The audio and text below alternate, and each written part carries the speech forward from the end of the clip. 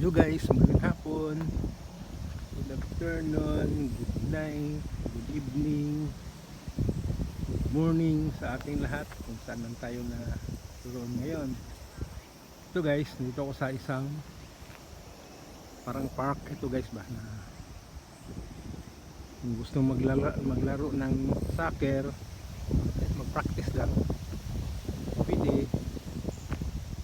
Tapos kung may mga bata dito maglaro, magtakbuhan, walang problema kasi ano lang ito, lupa ito guys, malayo sa disgrasya,